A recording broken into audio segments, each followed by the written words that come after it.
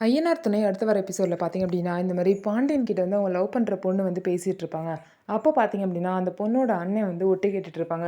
"என்ன இவ இப்படிலாம் பேசிட்டு இருக்கா? யார்கிட்ட பேசுறா?" அப்படின்னு கேட்கும்போது, அந்த பொண்ணு பார்த்தீங்க அப்படின்னா, "உன்னை பார்க்கணும் போல இருக்கு பாண்டி. நம்ம எப்ப குழந்தை பெத்துக்கலாம்? நம்ம கல்யாணம் ஆகி குழந்தைலாம் பெத்துக்கலாமா? உனக்கு என்ன குழந்தை வேணும்?" அப்படின்னு சொல்லிட்டு தான் பேசுவாங்க.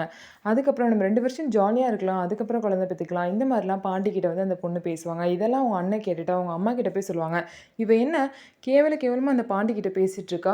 கொஞ்சம் கூட அடங்கவே மாட்டாளா?" அப்படின்னு சொல்லிட்டு அந்த அவள் தங்கச்சி வந்து திட்டுவாங்க. உடனே அந்த பொண்ணோட அம்மா பார்த்தீங்க அப்படின்னா, "அவ ஏன் பேசாதன்னு சொன்னா கேட்கவே மாட்டாளா? இப்படி என் உயிர எடுக்குறான்னு" சொல்லிட்டு போய் கதவு தட்டி "வெளிய வாடி, வெளிய வாடின்னு" சொல்லிட்டு அவங்க பொண்ண வந்து திட்டுவாங்க. "நீ கொஞ்சம் கூட கேட்கவே மாட்டியா? அவன்கிட்ட பேசாதன்னு சொன்னா, அவன்கிட்ட இந்த மாரிலாம் பேசிட்டு இருக்க. என்ன நினைச்சிட்டு இருக்க உன் மனசுல?" அப்படின்னு சொல்லிட்டு கேட்பாங்க. "நான் தான் உங்க பேச்ச கேட்க மாட்டேன்னு தெரியுதுல. அப்புறம் ஏன் திரும்ப திரும்ப என்னைய வந்து சீண்டுறீங்க? நான் பாண்டி கூட தான் பேசுவேன். பாண்டிய தான் கல்யாணம் பண்ணிப்பேன்."